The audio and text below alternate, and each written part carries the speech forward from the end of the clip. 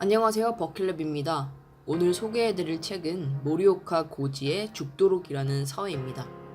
이 책은 버킷랩에서 운영하는 독서 모임 한 주 한 권에서 31번째로 함께 읽는 책입니다.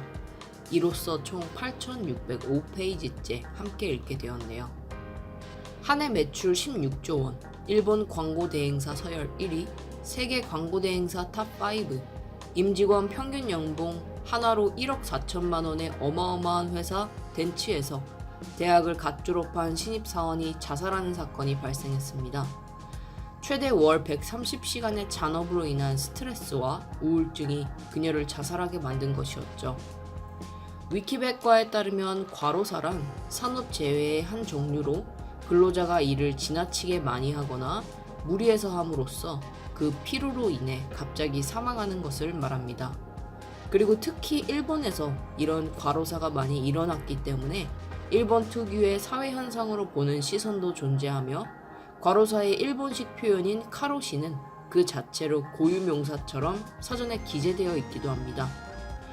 이 책은 이런 과노동이 당연시되어 있는 일본 사회에서 과로사가 본격적으로 대두되기 이전부터 노동 문제를 연구해왔던 저자 모리오카 고지의 2005년작을 13년 뒤에 번역한 책입니다.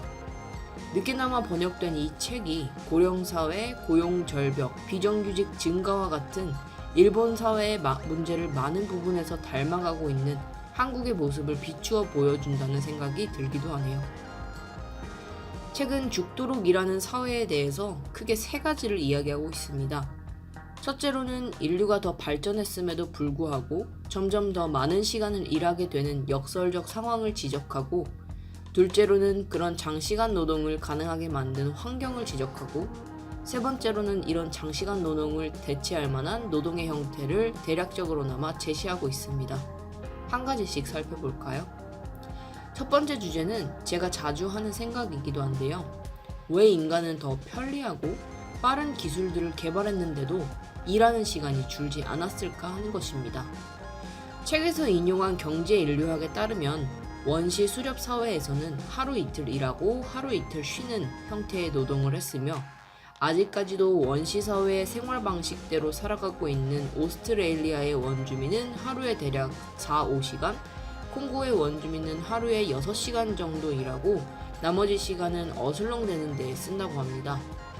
더 놀라운 것은 18세기 초반 프랑스의 일반적인 직공들이 공휴일과 병결 등을 모두 포함하면 1년에 180일 정도?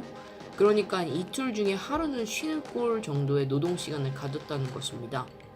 시간이 많았던 인류는 왜, 언제부터 이렇게 죽도록 일하게 되었을까요? 장시간 노동은 혁명 아래에서 일어났습니다. 자본가들이 산업혁명과 정보혁명의 기쁨에 취해서 열심히 돈을 벌고 있을 때 그 밑에서는 열심히 일을 하는 노동자들이 있었죠. 어슬렁거리는 기쁨을 알던 중세를 넘어 근대에 들어선 18세기 중반에서 19세기 초반 산업혁명이 일어났습니다. 기계를 통한 시간당 생산량이 증가한 만큼 노동자들의 여유시간을 벌기보다는 더 많은 생산을 통해 더 많은 재화를 만드는 데 쓰였고, 이 즈음의 노동시간은 연간 대략 3,000시간이 넘어갔습니다. 산업혁명의 폭풍에 어느 정도 익숙해지면서 노동자들도 자신들의 권리에 대해 소리를 내기 시작했고, 그들은 워크라이프 밸런스를 찾아가는 듯 했습니다. 대부분의 선진국들이 20세기 후반에 짧게는 연간 1,500시간에서 길게는 연간 2,000시간까지 평균 노동시간을 줄였던 거죠. 그러나 기술은 한 번 더 혁명을 일으켰습니다. 20세기 후반에서 21세기 초반에 세계는 엘빈 토플러가 말한 제3의 물결, 정보혁명에 휩쓸리게 됩니다. 사무실에서만 할 수 있었던 일을 집에서도 할 수 있게 되면서 일과 삶의 경계가 무너지기 시작했습니다. 명확하게 노동시간으로 측정할 수 없는 공짜 노동시간도 꽤 많아졌죠. 산업혁명과 정보혁명에 더불어 장시간 노동이 당연해진 데에 결정적 역할을 한 사회현상이 있습니다. 노동자들이 장시간 노동을 통해 얻은 임금을 얼마 없는 여유시간 동안 빠르고 또 많이 쓸 수 있는 사회적 환경이 만들어진 것인데요. 책에서는 이를 낭비하는 미국인의 저자 쇼어의 말을 빌려 소비 자본주의라고 표현했습니다.